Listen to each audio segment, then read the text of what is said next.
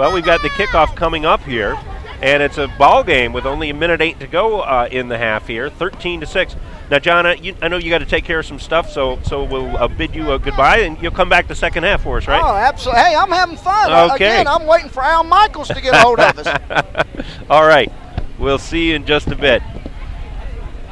And once again, the interesting surprise attack kick formation, and they do not kick, and now we'll spread out into something a little more traditional. Kicking off for Village Academy is number 7, Dontrail Dalton. And once again, taking too much time is Village Academy. This has been their, I guess you could say, thorn in their side this game, is that they are not getting their plays off on time. And that is something that, if you're a football coach, drives you crazy, because you know it's something that they work on in practice, and not working tonight for them. A lot of fans you can see along the sideline here tonight. We're at Olympia Park in Wellington. Berean Christian playing host to Village Academy, two schools who have restarted. Berean Christian has restarted their football program after it was vacant from 1982 until this year, and this is their third game of the season, and this is also the first year of football for Village Academy, which is playing as a junior varsity team. A little bit of a scrum there after the kickoff, and another flag comes out. That is the 757th flag of the first half, and even though it's made of cloth, it's got to be getting heavy here for the officials tonight. Two young teams, so we would expect a few flags, but I think we've gotten more than we bargained for in the first half. 57 seconds to go here. The score 13-6, and Berean Christian's going to get one more shot at offense, you would think, before the end of the half. And we're going to step off the penalty here. Looks like a personal foul was against Village Academy. Might have been a little scratching and clawing going on in that pile. A long run up to the line of scrimmage for the Bulldogs, who have really pounded the ball on the ground thus far in the first half. And Ryan Bassaraw getting the great majority of those yards. And the play just getting off to a start, but another flag is going to put a stop to things here with 54 seconds to go. And we'll wait and see the call this time. Offsides on the defense. So that will give Berean Christian 5 yards and a 1st and 5, and they are now into Tiger territory. And if they could pull off another score here, they would certainly like it. That would give them a little bit better cushion going into the second half. And actually from the shotgun is quarterback Johnny Lance. He's got over 50 yards throwing tonight. And he's got a man here in the flat. That is his receiver, number 5, Barry. And Barry is going downfield, and he's going to go in for the touchdown. I thought they might have him stop, but that is the signal. And guess what, folks? Look back around the 50-yard line, and there's another flag. And this one is going to go against Berean Christian. Looks like the official was signaling a chop block of some sort. Takes away a 46-yard touchdown play. Nobody else seems to know that the flag was thrown, the other officials included. And they're going on like nothing has happened. Now the official is coming up and going, hey, wait, we got a flag back here. But the other officials don't seem to be having anything to do with it. So hang on now. We've got a little bit of confusion. All right, the other official seems to have picked up his flag. This is bizarre. I don't know if maybe we can get someone to explain that. So it is a touchdown after all. And now going for the 2-point conversion, lofting the ball up and coming away with it for the 2-point play is Alex Moise. Or Moise, rather. The 2-point conversion is good. And now, all of a sudden, with still 38 seconds to go in the half, it is 21-6. And that is, I've got to say, one of the most bizarre happenings where the official standing back on the 50-yard line with a flag on the ground is signaling that Berean Christian was guilty of a chop block.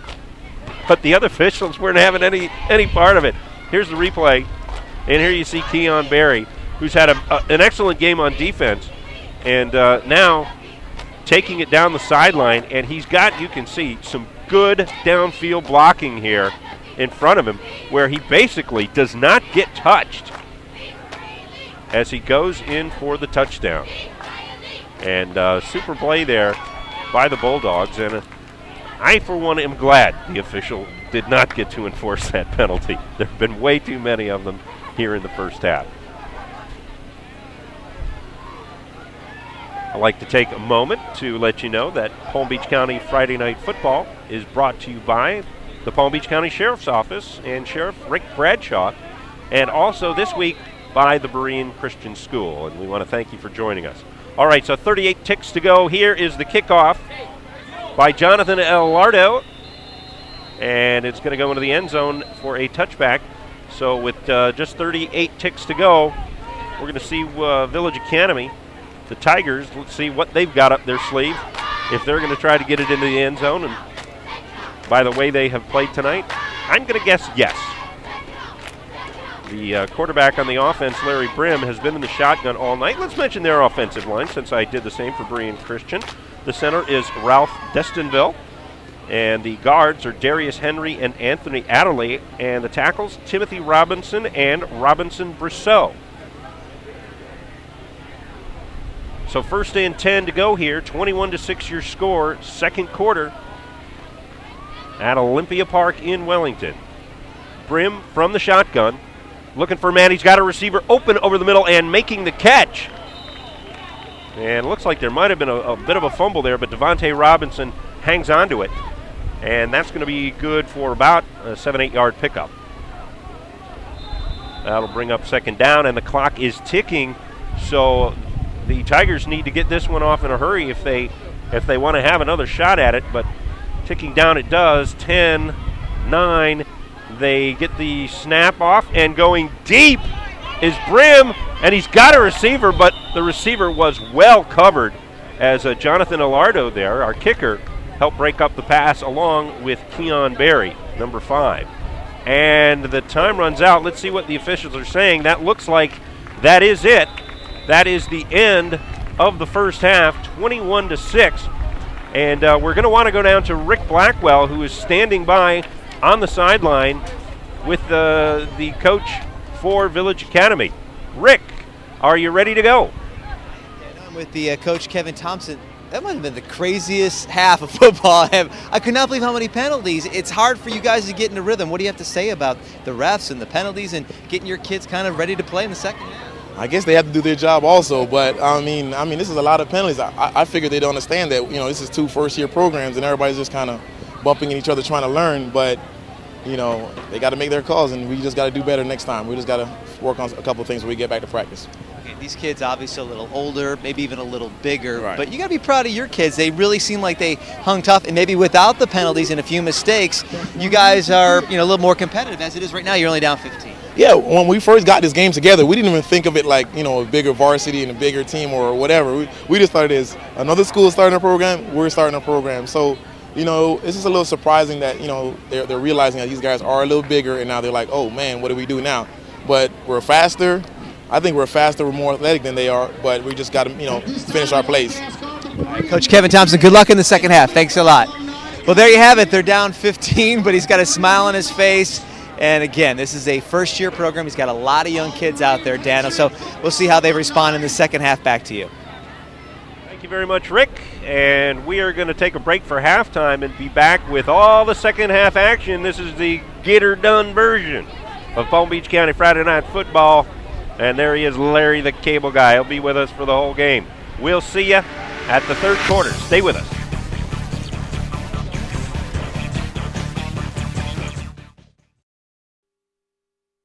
911. I think my son has overdosed, and I think he may be dead this night. Did you know 1 out of 5 teens has misused a prescription pain medication?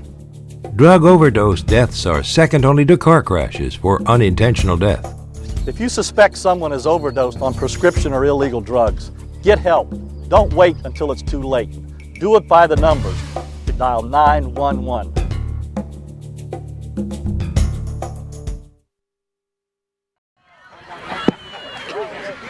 At this time, if I could have your attention directed towards midfield, we want to honor both of these teams here tonight.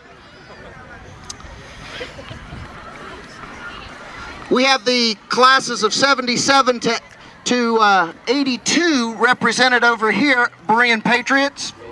And over here, of course, the first year for football after that time period, 2008.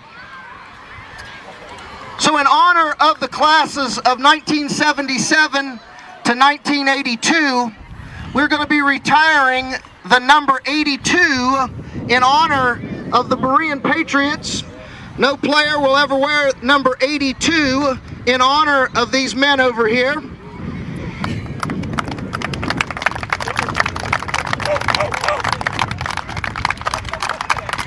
We're also going to be retiring the number 8 in honor of this group of guys right here, the first football team at Berean Christian School in 27 years.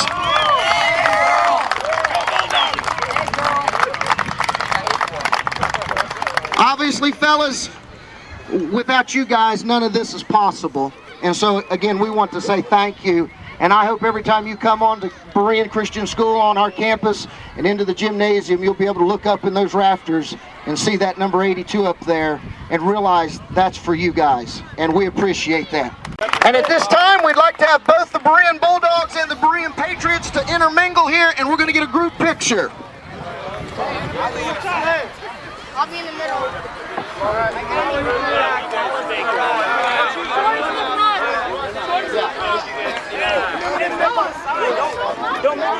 I want you over here on the floor. Sit up. Hurry up. Look presentable. No smiling, bro. No smiling. Look at the camera. The still photography. Not Stevie. All right, give me your number 1.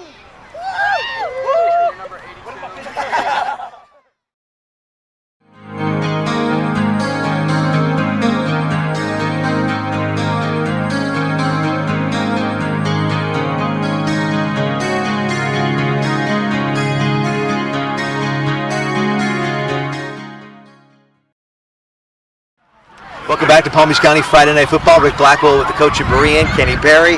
It's been an exciting night. We were talking about just earlier. There's so much going on with the cable guy and all the pregame and halftime festivities. Is it tough to keep your kids focused? Yes, but I've got some great kids and they're actually coming back together, just taking care of the assignments. We're thankful for what Larry has done, contributing to help us get this program started. And we know it's going to be like this. We thought the crowd itself would be even larger. So we were kind of prepared for this here. But so letting our guys know in the midst of all this, we got to stay focused and carry out our assignments. Have you ever seen a crazier first half? And I know you've played a lot of football, but it's tough for the kids to get in a rhythm, right? What can you tell them to make sure they're disciplined and stay away from those penalties? Well, we haven't had that many penalties. We played a mistake-free football game last week. The first preseason game we only had 1 penalty. Some of the stuff the guys are calling, we're trying to see it and everything else. But, the referees, they're making a judgment call. So I'm just thankful that we're ahead by 15. We go look at the second half. We want to straighten out some ruffles from that. I'm just concerned about, our guys are not coming up and tackling like I know they can, So if we just come out in the second half and make some tackles offensively, we're moving the ball. We just got to stay away from those penalties. I think for offense. Yeah, you sure are moving the football. Okay, Coach, thanks a lot. Best of luck in the second half. Kenny Berry, the coach over here at Berean. We're getting ready for the second half. So, Dana, I'm going to throw it back to you.